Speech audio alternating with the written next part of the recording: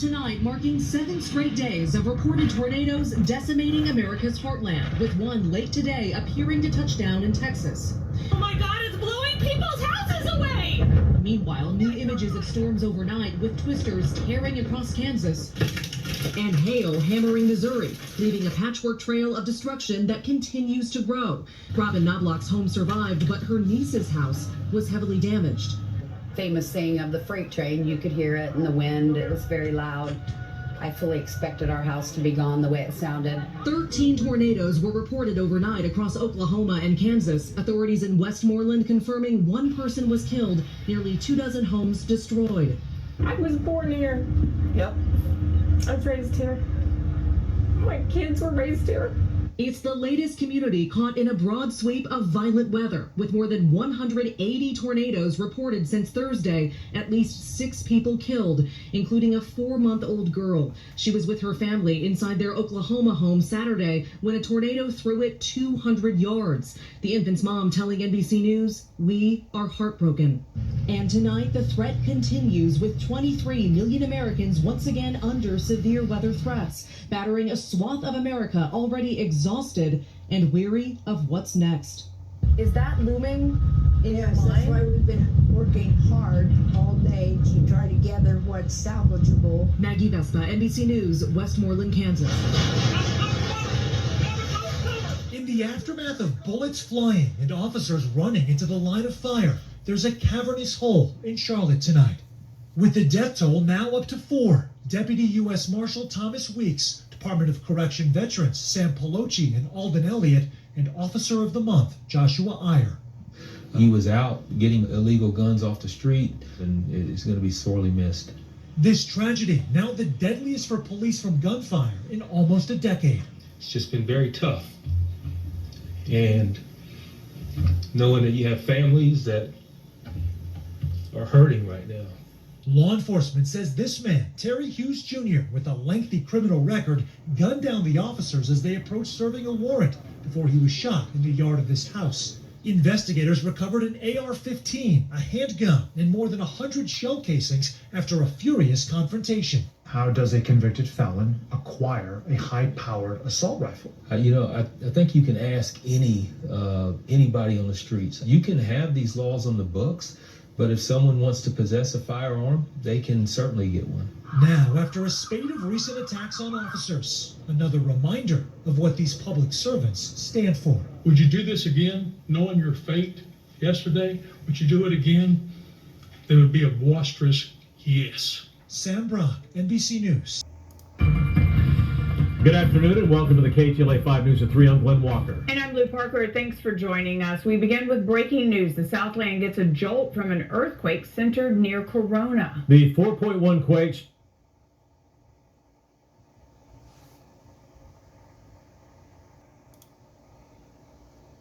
I'm in Tustin now, and I talked to some of the folks in this shopping center behind me here, and they said they did feel it. Let's show you a map of where it was centered. It makes sense. Maybe we didn't feel it in Huntington Beach, but the closer you get to the Inland Empire, you're going to maybe feel it. It was centered in Corona, about 5 miles northeast of Corona. It was a 4.1 magnitude, hit at about 1:49 p.m. I spoke to people in Anaheim Hills. I know a piano teacher there. She was in the middle of a lesson, said her and her student got quite the jolt, and that's how they describe it, like a strong jolt. I talked to some folks in the city of Orange.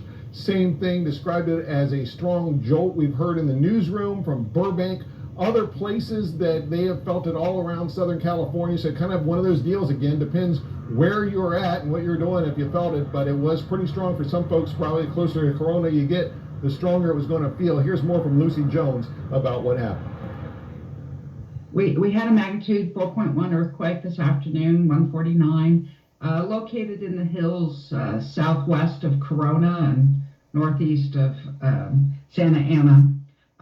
It was widely felt, especially in the Inland Empire and Orange County, less so up in the Los Angeles area. Very ordinary sort of California earthquake. Magnitude 4.1 is a level that we expect to have on the long term, like once a month somewhere in Southern California. This one happened to be where a lot of people could feel it. And you may have heard her direction was a little bit different than what I had, to go with her. She knows a lot more than me about earthquakes, about exactly where it was as far as in relation to Corona there. But haven't heard of any major damage. When we talked to City of Orange, talked to some folks in the City of Orange, police department over there tells me one of the things they did there right after the earthquake was went and checked that fountain. You know, the fountain in the circle in Old Town Orange. They recently had that repaired. They went and checked, like, oh no, hopefully it's not damaged again after this earthquake, but they said the fountain there is fine. So right now, haven't heard of any major damage. Of course, we'll keep an ear out to see if that changes. For now, reporting live here in Tustin, I'm Chip Yost, KTLA 5 News. Did y'all see what happened to China? Bro, look at this, y'all. Boulder-sized hail came down raining from the sky, y'all. What? Look at that. Look at, these are boulders, y'all. This was today. Look at this. Look at this, y'all. Did y'all hear that? It sounded like gunshots going off. Oh my goodness, man, yo. In some places, the hail wasn't as big, but this particular spot over here seen huge boulders of ice coming from the sky, y'all. Like, what is that about? Could that be like the frozen, you know, chemicals? Like, that's coming down. That's crazy, y'all. Yo. An update now to a story on a dog attack that we told you about more than a week ago. A Dallas County woman remains in the hospital after police say she was attacked by a pack of dogs owned by her next door neighbor. Our Amelia Magavro speaks to that woman about her recovery and also has an update on the case itself. 60-year-old Kathy Dunn is recovering at the trauma center here at Baylor University Medical Center in Dallas after a pack of dogs attacked her. And now, new tonight, the owner of those dogs is behind bars. They really tried to kill me. I thought I was going to die, but God was there with me, like I said. It was God, it had to be. Kathy Dunn says she was attacked by 8 dogs back on April 19th outside her home in Sand Branch, an unincorporated part of Dallas County. She tells me she was walking to her neighbor's trailer when he let the dogs out of a gated area, and the dogs ran and attacked her for several minutes. She was rushed to the emergency room with serious injuries and bites all over her head, legs, arms, and chest. The Dallas County Sheriff's Office arrested her neighbor, Ricky Harris, on a third-degree felony charge for the dog attack, and the SPCA of Texas has euthanized those dogs.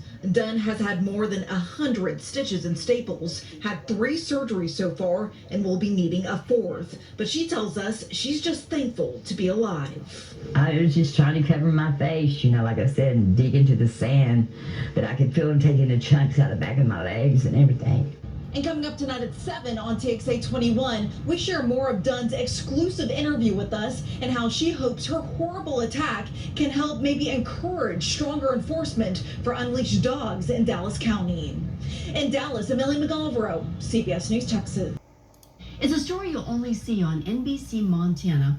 Rudy Norlander came face to face with a grizzly bear in Big Sky and suffered severe injuries. Now, after undergoing several reconstructive surgeries in Utah, Norlander is now well enough to talk. And in this exclusive interview, he tells his story for the first time. From our sister station, KUTV, here's Jim Spiewak. I'm very fortunate to be alive. Last September, Rudy Norlander rented side-by-sides in Big Sky, Montana to a father and son who shot a deer. And the very next day, Rudy went out into the forest to help them track it down. I got into the trees about, maybe 500 feet. And I jumped a small grizzly bear, probably its first year out on its own. That little bear ran away, and from that point on, Rudy had his gun out and ready. He eventually met up with the father and son, and they spread out to search for the deer. It's like I stepped over a log, looked to see where George was, and there the bear was coming at me already. Rudy pulled the trigger on his .38 caliber revolver, but it misfired, and the grizzly bear grabbed Rudy by the face. I remember him getting me by the jaw and taking me up off the ground. And I could see George running towards me, and I said, "Help me." Rudy says the entire attack didn't last that long. And then he hit harder, and he took off my lower jaw, and I probably fell to the ground. That's probably when he stepped on my chest and bit my leg. And he believes his body immediately went into shock. I felt the crunch and heard the crunch of him breaking my jaw.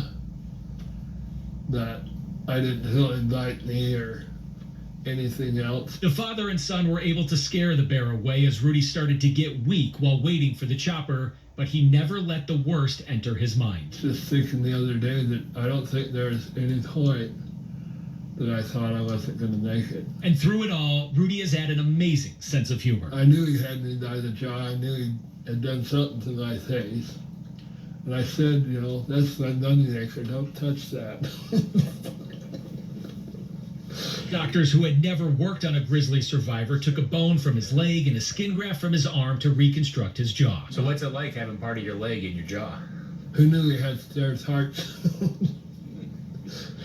The recovery was intense at first. The Hershey leaks, it's like I could only lay in one position and not feel like I was going to choke myself to death. Rudy took his first steps just 5 days after getting out of the ICU and is happy with the progress of his recovery. He says the feeding tube is ready to be removed. I used to walk up to the two cafeterias just so I could smell the food. His first bear encounter was when he was 10 years old and thinks he's had at least 100 encounters since, but it was this encounter that changed his life and his outlook on it. I was told in the hospital that it was less than 1/8 of an inch on one side and less than that on the other side, he would have hit my artery.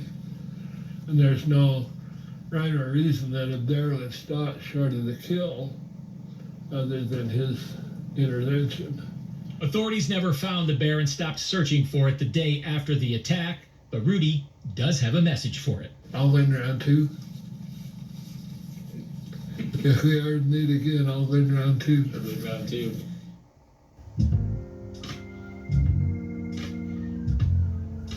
First of all praises to the Father Yahweh, Ba'ashem Yahweh Shai, Ba'ashem Barakadash. Shabbat Shalom to all the brothers and sisters in recognition to observing this day for worshiping the Most High. Sundown this evening to sundown tomorrow evening, my people of the book. Let's get some rest, some worship and praises into the Father Yahweh, because he is definitely worthy of such, and it is a commandment throughout all our dwellings. That's just what it is. Okay, after watching all of those 4 videos that we just watched, we see the Most High's word fulfilling itself in real time. You see, this is the Most High's judgment taking place on this earth in real time.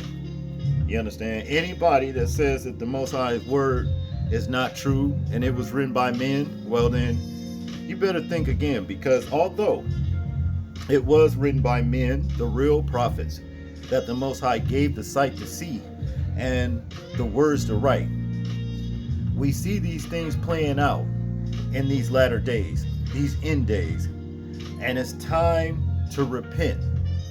My people, for those of you that have not, it is time to repent, because we can see that the Most High is not playing in these end days right here. Okay, now let me show you guys something I noticed while I was watching the situation with the tornado. You understand? Over here you'll see a red line pointing up at this giant face that was hovering in the air while that tornado was taking place, and the line is like pointing right between his nose and his lip right here. You know, like all of us have the little bridge that goes between the nose and the lip right here. Then you have his lip right here and his bottom lip, okay? And the rest up here is the rest of his nose and his eyes. And then it goes into another face over here. But this is how the angels, from what I've seen, this is how they look, okay? And then over here to the right, see, as the tornado turned, here's where, you know, it began at. Over here to the right, you can see this giant King Kong looking face with these eyes right here. In the eye in that tornado, the so-called storm. And you can see his nostrils right here. They are huge. This is what's going on, people.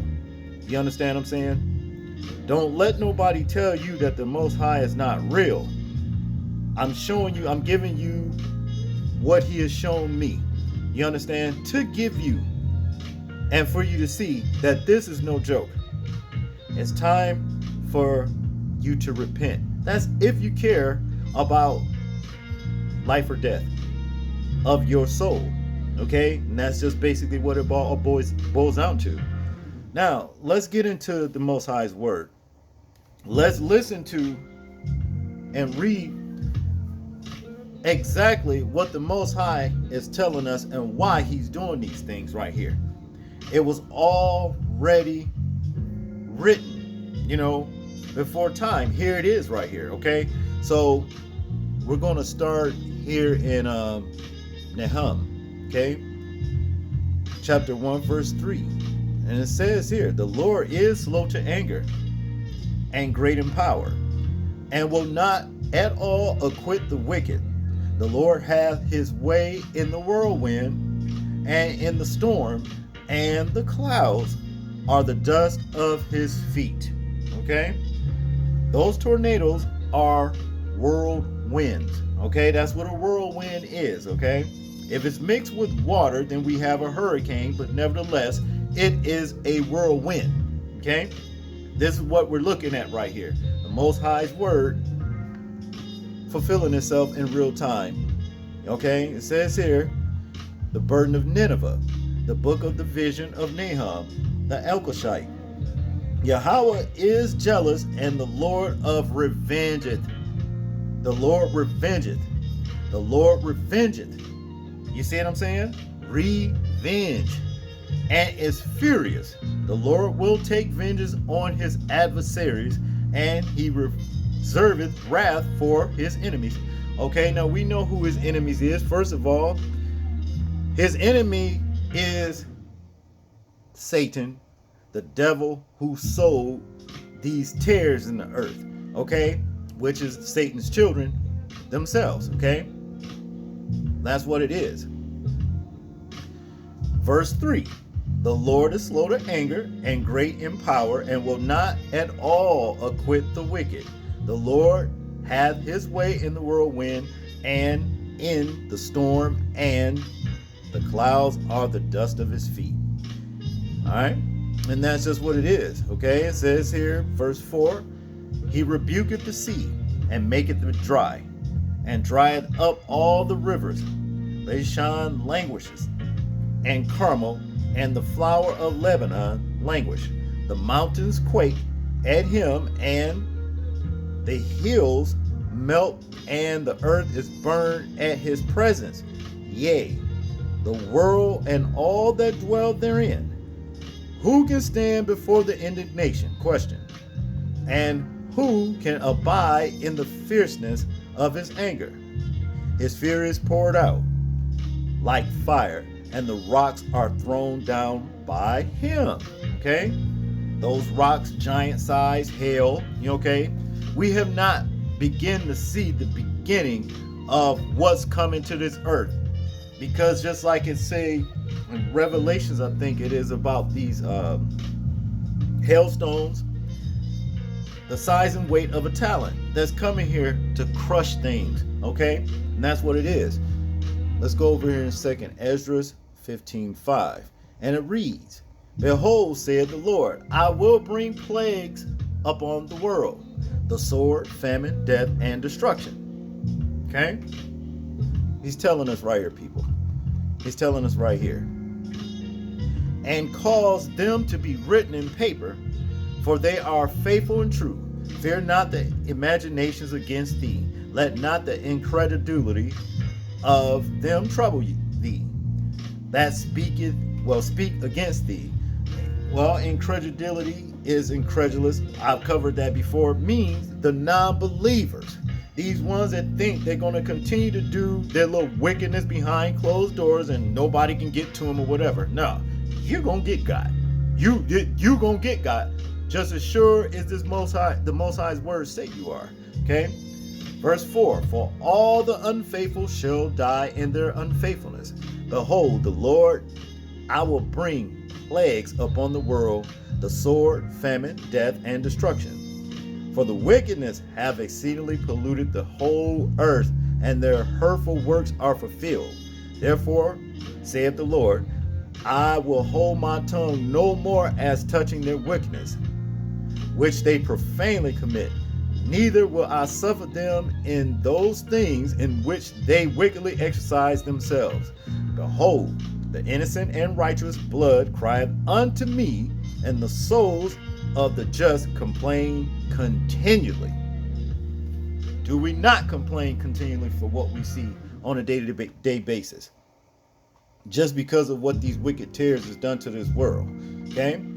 Let's go over here in Jeremiah 23:19. Behold, a whirlwind of the Lord is gone forth in fury, even a grievous whirlwind. It shall fall grievously upon the head of the wicked. This is why these things are taking place. Okay? But we have not scratched the surface. We have just, oh man, for what's to come. Okay? This is just basically the tip of the iceberg, so to speak. Okay? Verse 16, Jeremiah 23. Thus saith the Lord of hosts, hearken not unto the words of the prophets that prophesy unto you. They make you vain. They speak a vision of their own heart, and not out of the mouth of the Lord. They say still unto them that despise me, the Lord hath said, yea, shall have peace. Well, ye shall have peace. And they say unto everyone that walketh after the imagination of his own heart, no evil shall come upon you, for who have stood in the counsel of the Lord, and have perceived and heard his word. Question. Who have marked his word and heard it? Behold, a whirlwind of the Lord is gone forth in fury, even a grievous whirlwind. It shall fall grievously upon the head of the wicked. The anger of the Lord shall not return until he have executed, until he have performed the thoughts of his heart.